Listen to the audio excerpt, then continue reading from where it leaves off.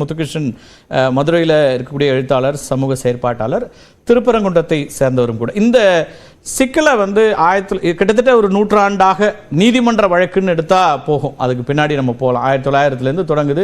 British rule டைம்ல இருந்தே இந்த பகுதியில் யாருக்கு எந்த இடம் சொந்தம்ங்கிற வழக்குகள் நடந்து, அதுக்கு பிறகு 70கள் வரைக்குமானதெல்லாம் நடந்தது.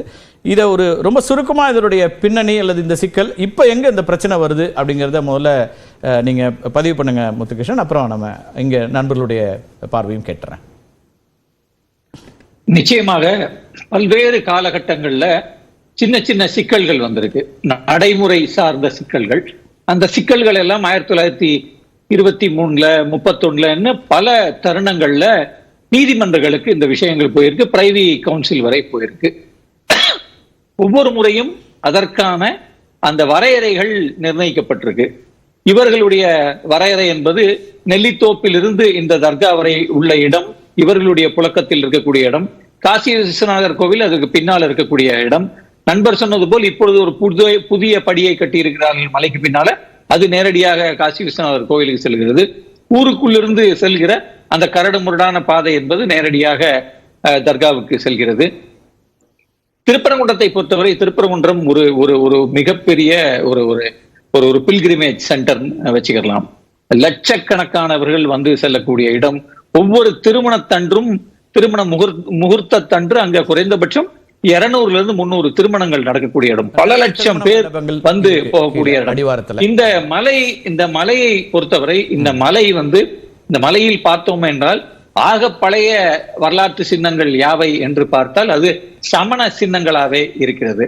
சமண படுகைகள் இங்கே ஒரு 4 இடங்கள்ல இருக்கு.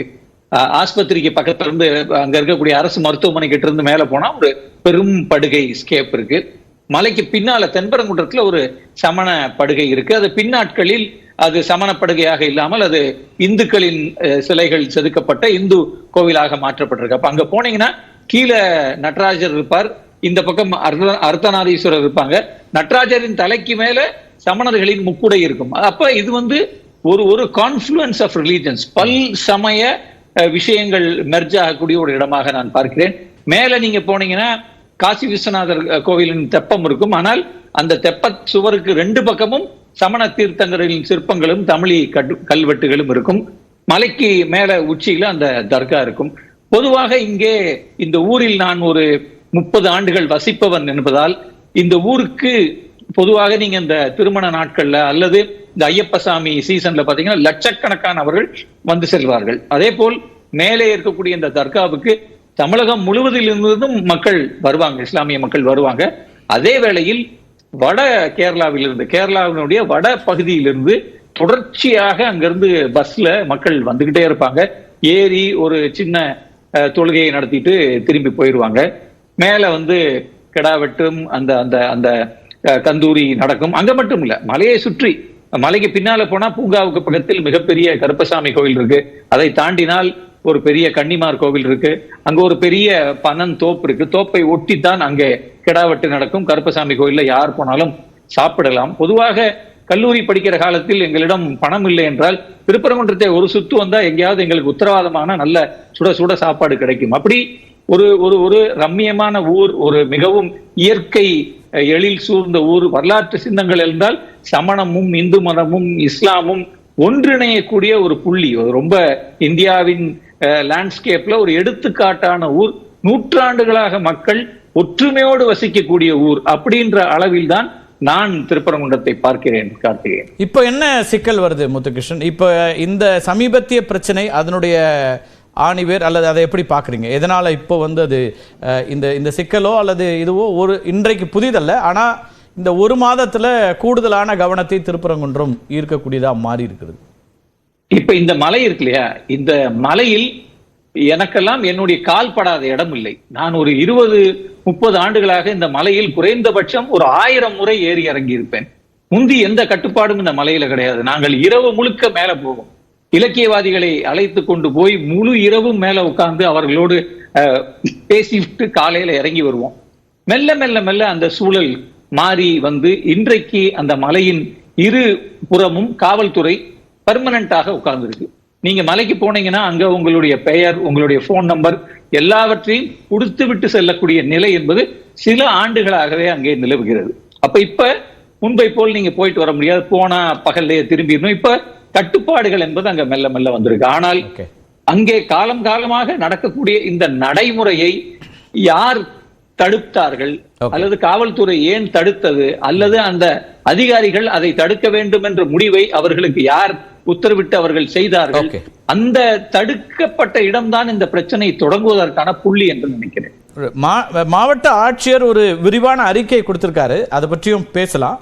திரு சூர்யா, என்ன சிக்கல், என்ன பாஜகவுடைய டிமாண்ட், என்ன அல்லது என்ன எதிர்பார்ப்பு போராட்டம் நடத்தக்கூடிய? இப்போ இவங்க சொல்கிற இந்த கருப்பணசாமி மற்ற கோயிலில் கெடா வெட்டுறது இது எதுவுமே மலைக்கு மேலே இல்லை, கீழே இருக்கக்கூடிய கோயில்கள். ரைட். இப்போ இந்த விஷயம் வந்து 25 டிசம்பர் 2024 ஆரம்பிக்கக்கூடிய பிரச்சனை. ஆமாம், 25ஆம் தேதி சில இஸ்லாமியர்கள் வந்து இந்த ஆடு கோழிலாம் எடுத்துகிட்டு போகணும் அப்படின்னு சொல்லிட்டு மலை அடிவாரத்தில் இப்போ அவர் சொன்ன மாதிரி காவல்துறையினர் இருக்கும்போது உள்ளே போக முயற்சி செய்கிறாங்க. அப்போ காவல்துறையினர் வந்து இந்த வழக்கம்லாம் கிடையாதுன்னு தடுக்கிறாங்க. உடனே யார் யார் சம்பவ இடத்துக்கு வராங்கன்னா, கோட்டாட்சியர், வட்டாட்சியர், கிராம நிர்வாக அதிகாரி, இவங்க எல்லாருமே இந்த பிரச்சனை நடக்கும்போது அந்த ஸ்பாட்டுக்கு வந்து எந்த காலத்திலையும் கிடாய் வெட்டுறதான ஒரு சம்பிரதாயம் இங்கே கிடையாது, அதனால போகக்கூடாது அப்படின்னு எந்த காலத்திலும் இல்லை அப்படின்னு சொல்லிட்டு இந்த 3 அதிகாரிகளும் இந்த உத்தரவு போட்டுட்டு அவங்க வந்து திருப்பி அனுப்பிடுறாங்க. உடனே சிலர் போராட்டம் பண்றாங்க, அவர்கள் மீது வழக்கும் பதியப்படுது. அந்த வழக்கு எண் 823/2020 மாவட்ட ஆட்சியரை குறிப்பிட்டிருக்காங்க. இப்போ அடுத்த நாள் பீஸ் மீட்டிங் அப்படின்னு ஒன்று நடக்குது. அதுல வந்து பல அதிகாரிகள் கலந்து கொள்றாங்க. 31ஆம் தேதி நடக்குது, டிசம்பர் 31 ஒரு பீஸ் மீட்டிங் நடக்குது. ஆமா, திருமங்கலம் வருவாய் கோட்டாட்சியர் தலைமையில் அந்த அமைதி பேச்சுவார்த்தை நடக்குது. இப்போ அதில் வந்து நிறைய பேர் கலந்துக்கிட்டு அவங்கவுங்களோட ஒப்பீனியன் கொடுக்குறாங்க. அதில் சொல்லப்பட்டிருக்கிற ஒரு ஒப்பீனியன் நான் சொல்கிறேன். மலை மீது உயிர் பலி கொடுக்க நிர்வாகத்தினர் இது நாள் வரை எந்த அனுமதியும் வழங்கப்படவில்லை எனவும், மேற்படி கந்தூரி கொடுப்பது குறித்து இது நாள் வரை எந்த செய்தித்தாள்களிலும் செய்தி வரப்பெற்ற ஆதாரம் இல்லை எனவும், உண்மையில் கீழே உள்ள முஸ்லிம் பேட்டையில் அவர்கள் ஆடு பலி கொடுத்து சமைத்து சாப்பிடுகிறார்கள் எனவும், கீழே உள்ள பள்ளிவாசல் எதிரே உள்ள தனியார் திருமண மண்டபங்களில் ஆடு பலி கொடுத்து சமைத்து சாப்பிட்டுள்ளார்கள் என்ற விவரமும் தெரிவிக்கப்படுகிறது. இப்போ நான் கேட்கக்கூடிய ஒரே கேள்வி என்னதான், இவங்க கந்தூரின்னு சொல்கிறாங்க இல்லையா, இப்போ இன்னைக்கு இவங்க போய் கொடுக்கணும் எங்களுடைய உரிமைன்னு சொல்கிறாங்க. இதற்கு முன்னாடி அங்கே கந்தூரி நடந்த நாள் சொல்ல முடியுமா? அதற்கான ஆதாரத்தை காட்ட முடியுமா? எங்களுடைய வாதம் என்னன்னா, அந்த மலைக்கு மேலே, அதாவது இந்த தர்கான்றது சிக்கந்தர் தர்கான்றது மழை கீழே ஒன்று இருக்குது, மேலே ஒன்று இருக்குது. இப்போ பொதுப்படையில் இந்த விவாதங்களில் பேசும்போதெல்லாம் என்ன சொல்கிறாங்களா, அங்கே தான் நாங்கள் வந்து பலி கொடுப்போமே, இது இயல்பாக நடக்கிறதாச்சு. கீழே இருக்கக்கூடிய தர்காக்கு ஏத்தாப்புல இதில் சொல்லியிருக்கிற மாதிரி அந்த மண்டபத்தில் இயல்பாக நடக்கக்கூடிய விஷயம் கேட்டோம். பாண்டியராஜன் மேலே அந்த அமைப்பையும் விளக்குனார், எங்கே எப்படி இருக்குது, எங்கெல்லாம் நான் போய் அவர் இன்கேஸ் லைனில் இருந்தாருன்னா நான் கேட்குறேன். இந்த கந்தூரி கொடுக்கக்கூடிய வழக்கம் ரெகுலராக நடக்கக்கூடிய விஷயம். நான் ஏன் கேட்குறேன்னா, இப்போ காவல்துறையினர் ரெகுலராக ஆடு கொண்டு போய் பலி கொடுக்குறவங்கன்னா காவல்துறையினர் தடுத்து நிறுத்த வேண்டிய அவசியமே இல்லை, தேவையே கிடையாது. இப்போ அங்கே வந்து பிஜேபியோ ஆர்எஸ்எஸோ இந்து முன்னணியோ போய் தடுத்து நிறுத்தல, காவல்துறையினரே